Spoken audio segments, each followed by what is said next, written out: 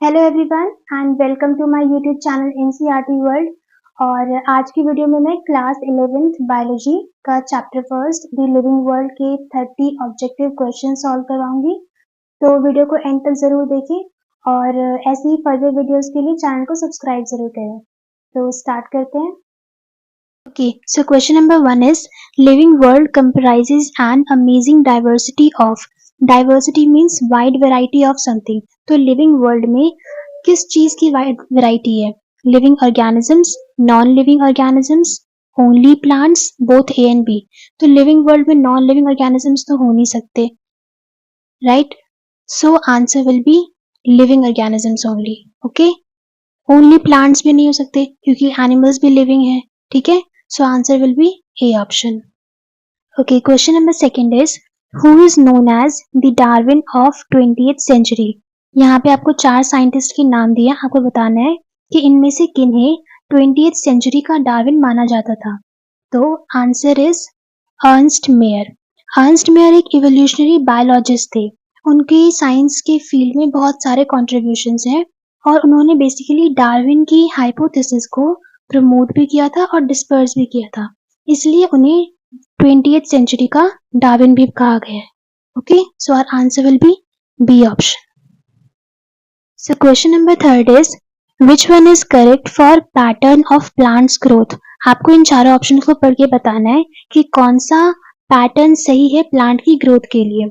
सो first option देखते हैं, growth by cell divisions which occurs only up to a certain as.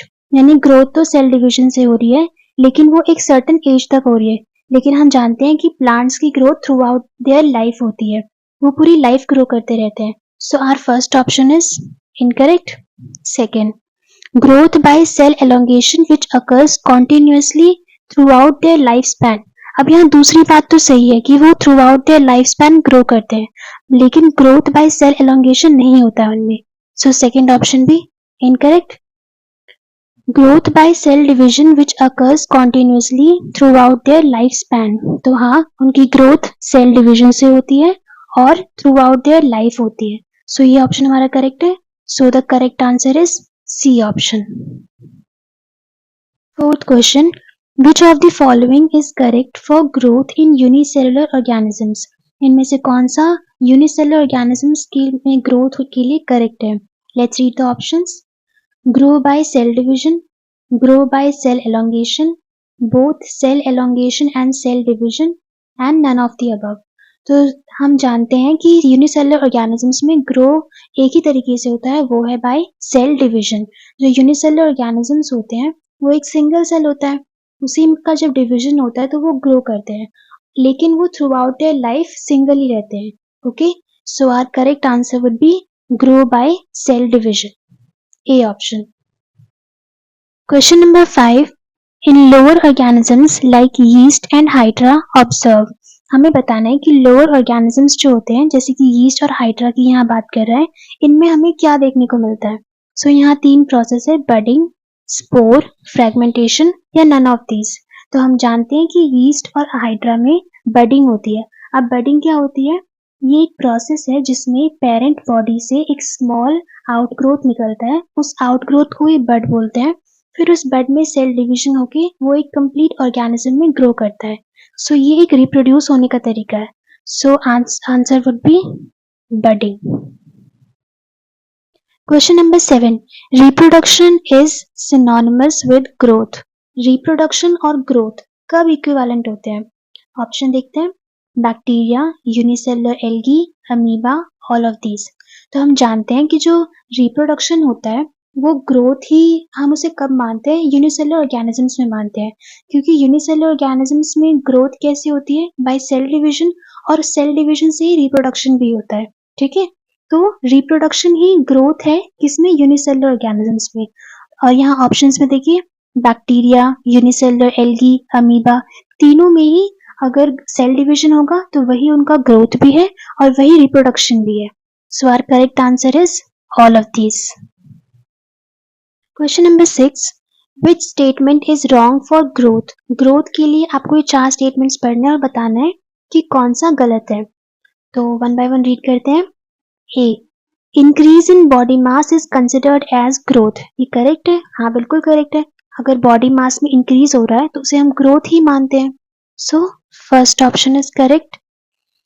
Second, non living objects also grow if we take increase in body mass as a criteria for growth, ये भी correct है। जब हम देखते हैं, जैसे example ले लो sand piles का, उन पे जब सैंड और इकट्ठा होते रहते हैं, एक्यूमुलेट होते हैं, तो उनके एक पूरे बॉडी मास में ग्रोथ आती है। तो हाँ, नॉन लिविंग ऑब्जेक्ट भी ग्रो करती है अगर हम बॉडी मास को एक क्राइटेरिया मान लें कि वो ग्रोथ का क्राइटेरिया है। करेक्ट, सो ये ऑप्शन भी करेक्ट है। Third, non living objects also grow by accumulation of material from inside. No, inside से नहीं होता। हमने अभी सैंड पाइल्स की बात की, तो वहां पे जो सैंड एक्यूमुलेट हो रही है, तो ग्रोथ तो आउटसाइड हो रही है, इनसाइड तो नहीं हो रही, तो ये गलत है।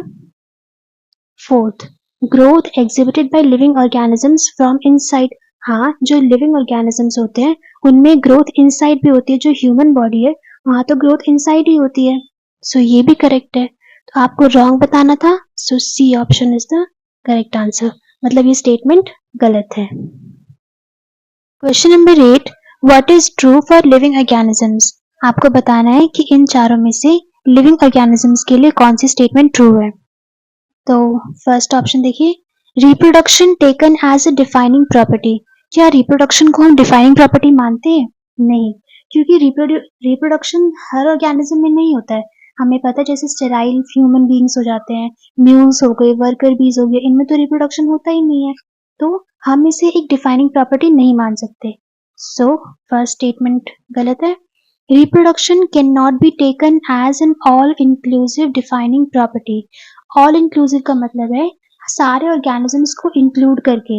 रिप्रोडक्शन को हम एक डिफाइनिंग प्रॉपर्टी नहीं मान सकते, क्योंकि ये सभी ऑर्गेनिजम्स में नहीं होता है। तो ये बात तो सही है। ओके, थर्ड ऑप्शन देखते हैं। थर्ड ऑप्शन है, non living object is capable of reproducing और रेप्लिकेटिंग बाय इटसेल्फ। ये कह रहे हैं कि जो नॉन लिविंग ऑब्जेक्ट होते हैं वो अपने आप से रिप्रोड्यूस और रेप्लिकेट हो सकते हैं। तो ये तो सच नहीं है, गलत है। वो तो सिर्फ ग्रो कर सकते हैं, वो भी कैसे? बाय एक्यूमुलेशन ऑफ मास, लेकिन वो रेप्लिकेट नहीं कर सकते। सो ये भी गलत है। तो इसने पूछा था what is true for living organism, हमें करेक्ट स्टेटमेंट बताना था। तो correct answer is B option. Question number 9. Photo period affects reproduction in all organisms, only seasonal breeders, only plants, only animals. तो पहले देखते हैं फोटो पीरियड क्या होता है। फोटो पीरियड वो टाइम ड्यूरेशन है जिस टाइम में plant is expose to light, मतलब प्लांट लाइट के कांटेक्ट में रहता है, ठीक है। और जो फोटो पीरियड है वो रिप्रोडक्शन कैसे अफेक्ट करता है? फोटो पीरियड रेगुलेट करता है, मतलब वो इंश्योर करता है कि जो प्रोजेनी का बर्थ है ना, वो साल के सबसे मोस्ट फेवरेबल टाइम में हो, ठीक है। तो अब ये किस ऑर्गेनिज्म में होता है?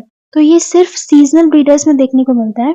सीजनल ब्रीडर्स वो एनिमल्स होते हैं जो उस सर्टेन टाइम इंटरवल में वो प्रोजेनी प्रोड्यूस करते हैं, जब चांसेस जो है उनकी यंग वन की सरवाइव करने की बहुत ज्यादा होती है, जब उन्हें कोई खतरा नहीं होता, तो वो साल के उस टाइम में ब्रीड करते हैं सिर्फ, ठीक है। तो हमारा आंसर यहाँ पे है only seasonal breeders. Photo period सिर्फ सीजनल ब्रीडर्स में ही रिप्रोडक्शन को अफेक्ट करते हैं। Question number 10, which of the following is not true for living organism. अब आपको ये चारों स्टेटमेंट पढ़ के बताना है कि इनमें से कौन सा लिविंग ऑर्गेनिज्म के लिए ट्रू नहीं है। तो वन बाय वन रीड करते हैं। There are thousands of metabolic reactions occurring simultaneously inside all living organisms, be they unicellular or multicellular. तो ये कह रहा है कि यहाँ पे कि जितने भी लिविंग ऑर्गेनिजम्स हैं सभी में मेटाबॉलिक रिएक्शंस बहुत सारे, मतलब थाउजेंड्स ऑफ मेटाबॉलिक रिएक्शंस एक ही टाइम पे हो रहे होते हैं, चाहे वो ऑर्गेनिज्म यूनिसेलुलर हो या मल्टीसेलुलर हो। तो ये स्टेटमेंट तो बिल्कुल करेक्ट है।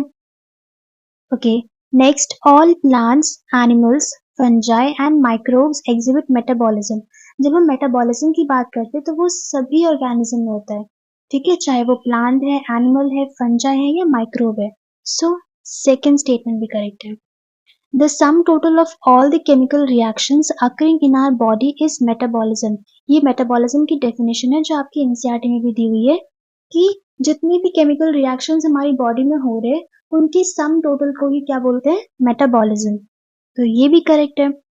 Isolated reactions occurring in living body, isolated reactions को लिविंग बॉडी में नहीं होता है वो, हम उसे बॉडी के बाहर यानी कि विट्रो में, इन विट्रो में परफॉर्म करते हैं। ठीक है, तो ये स्टेटमेंट तो ट्रू नहीं है। So D option is the correct answer, मतलब कि ये स्टेटमेंट ट्रू नहीं है। उन्होंने क्वेश्चन में यही पूछा था कौन सा ट्रू नहीं है।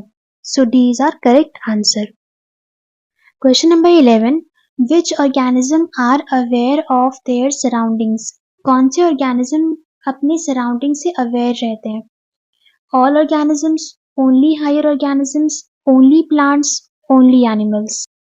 तो जब हम सराउंडिंग से अवेयरनेस की बात करते हैं तो ये सभी ऑर्गेनिज्म में होता है, चाहे वो हायर एनिमल्स हैं, प्लांट्स हैं, एनिमल्स हैं, कोई भी है, सारे ऑर्गेनिज्म में they are aware of their surroundings. So इसका करेक्ट आंसर है all organisms. Question number 12, which of the following organism is aware of himself. अब आपको बताना है कि कौन सा ऑर्गेनिज्म वो ही is aware of himself. All organisms, only human, all plants, all animals. तो हम जानते हैं कि इस केस में सिर्फ ह्यूमन ही ऐसा ऑर्गेनिज्म है हु हैज सेल्फ कॉन्शियसनेस, जो खुद से अवेयर है। सो इसका correct answer is only human. Question number 13, what is true for living organisms. अब अगेन आपको बताना है कि लिविंग ऑर्गेनिजम्स के लिए क्या ट्रू है। Metabolism is a defining feature of all living organism without exception। हाँ, ये बिल्कुल करेक्ट है। मेटाबॉलिज्म हर ऑर्गेनिज्म में होता है, हमने पहले देखा था कि ये प्लांट्स में है, एनिमल्स में है, फंजाई में है, माइक्रोब्स में है, सारे ही ऑर्गेनिज्म मेटाबॉलिज्म को एग्जिबिट करते हैं। So first option is correct. Reproduction cannot be taken as an all-inclusive defining property। पहले भी बताया था कि all inclusive मतलब सारे organisms को include करके बता रहा है कि reproduction को हम एक defining property नहीं बोल सकते, क्योंकि ये सारे organisms में नहीं होता है, सारे living organisms में नहीं होता है। ठीक है, so B भी correct है।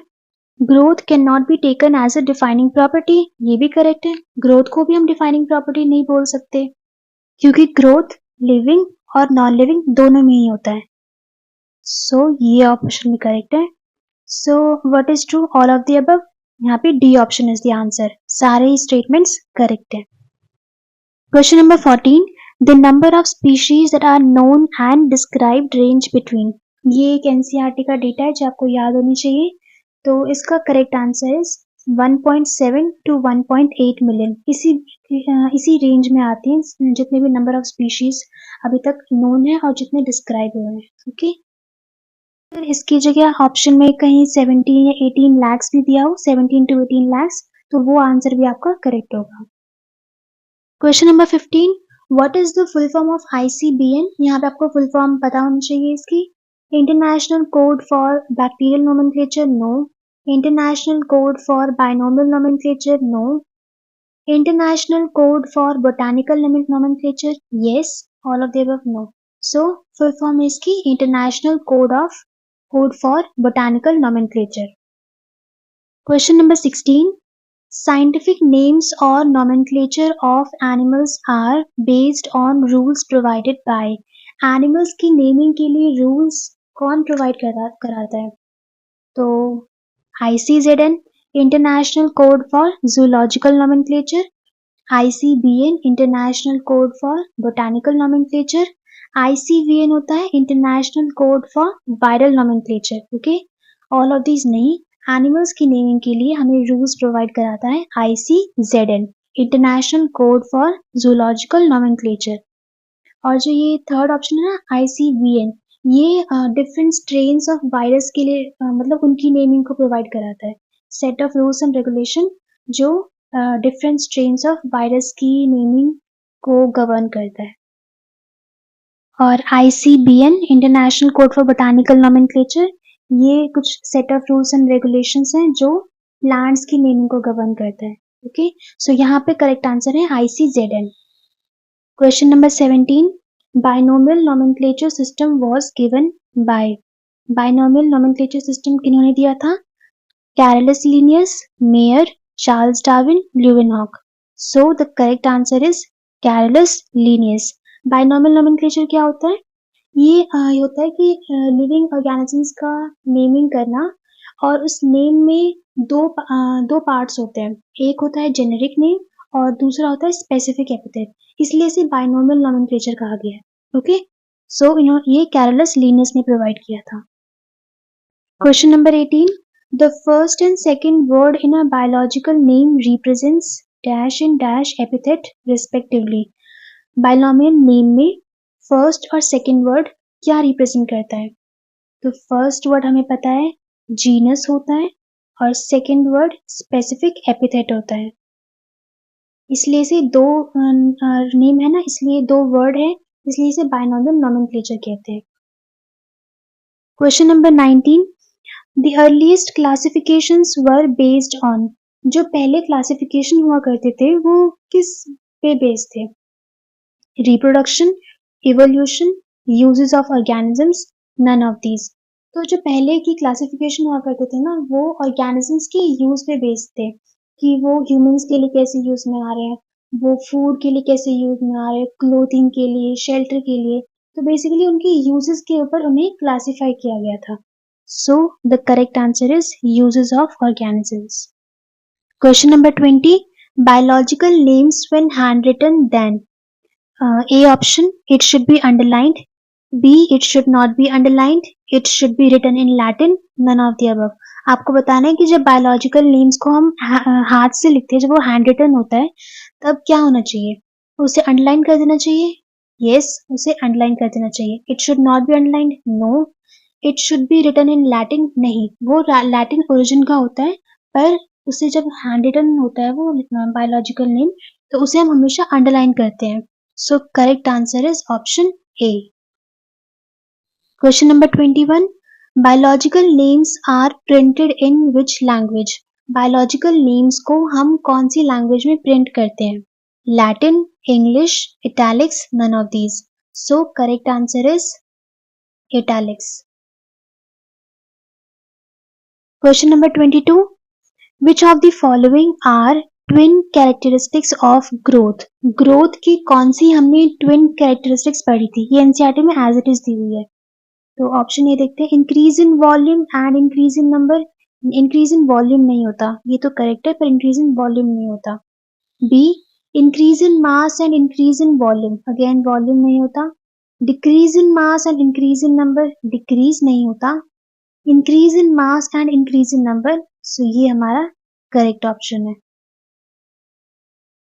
Question number 23, which of the following process is basic to taxonomy? आपको बताना है कि टेक्सोनॉमी के लिए कौन सा बेसिक प्रोसेस है। तो याद कीजिए, हमने टेक्सोनॉमी के 4 बेसिक प्रोसेस पढ़े थे, identification, classification, nomenclature and characterisation.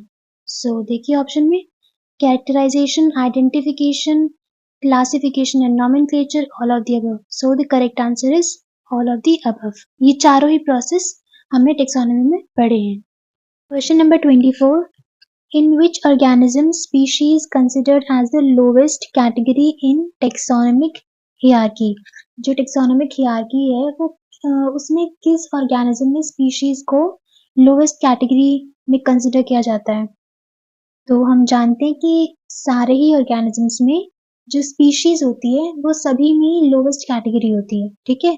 So plant kingdoms only, in animal kingdoms only, in all organisms, none of the above. So the correct answer is in all organisms में, species हर organism में सबसे lowest category है। Question number 25, which of the following belongs to genus Solanum? आपको बताना है कि इनमें से कौन सा सोलेनम जीनस में इंक्लूडेड है। तो पहला देखिए, पोटैटो। पोटैटो का हम साइंटिफिक नेम जानते हैं, सोलेनम ट्यूबरोसम। सो हाँ, ये तो जीनस सोलेनम में आती है। ब्रिंजल, क्या साइंटिफिक नेम होता है? सोलेनम मेलॉन्जिना।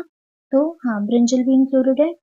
दतुरा, देखिए दतुरा का साइंटिफिक नेम दतुरा ही होता है और ये सोलेनेशी फैमिली में आती है, ठीक है।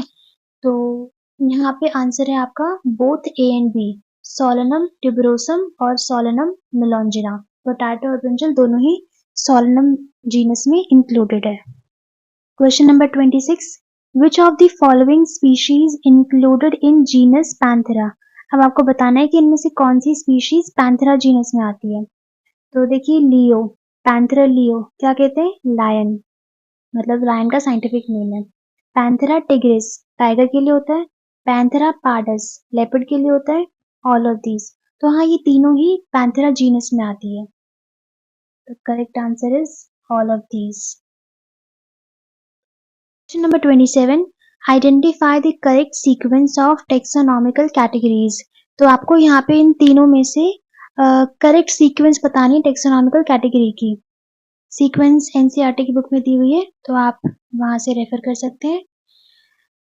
Species, phylum, order, kingdom. हमें पता है स्पीशीज से पहले जीनस आती है, तो ये तो गलत है। जीनस स्पीशीज नहीं, पहले स्पीशीज आती है, उससे मतलब अगर हम यहाँ से भी देखें किंगडम ऑर्डर, तो पहले जीनस आएगा फिर स्पीशीज आएगा, तो ये भी गलत है। यहाँ देखिए स्पीशीज, जीनस, ऑर्डर, किंगडम, हाँ ये सही है, ये ऑर्डर करेक्ट है। ठीक है, पहले स्पीशीज, यहाँ से स्पीशीज फिर जीनस, और अगर यहाँ से देखें तो पहले फाइलम, ऑर्डर, उसके बाद जीनस, उसके बाद species. Okay, question number 28, biological name of man is. तो ये तो बहुत ही सिंपल क्वेश्चन है, बायोलॉजिकल नेम क्या होता है मैन का, होमो सेपियंस। ओके, क्वेश्चन नंबर 29 देखते हैं, man grouped in which order. मतलब कि जो मैन है होमो सेपियंस, उनका ऑर्डर क्या है, वो किस ऑर्डर में, सेपियंस, सेपियंस तो ये स्पीशीज हो गई है। प्रिमाटा ये ऑर्डर होता है, होमो और होमिनिडी, होमो ये जीनस हो गया, होमिनिडी फैमिली हो गई, तो आंसर इज प्रिमाटा ऑर्डर में आती है मैन, आता है, sorry. House fly belongs to which genus. House fly कौन सी जीनस में आते हैं, Musca, Muscidae, Diptera, domestica. So the correct answer will be Musca. Musca domestica कहते हैं ना, हाउस फ्लाई का साइंटिफिक नेम है। So Musca is the genus, और मर्सिडीज फैमिली, डिप्टेरा ऑर्डर है, डोमेस्टिका स्पीशीज हो गई, ये फैमिली है, ये ऑर्डर है। ओके, सो आज के लिए 30 क्वेश्चन ही।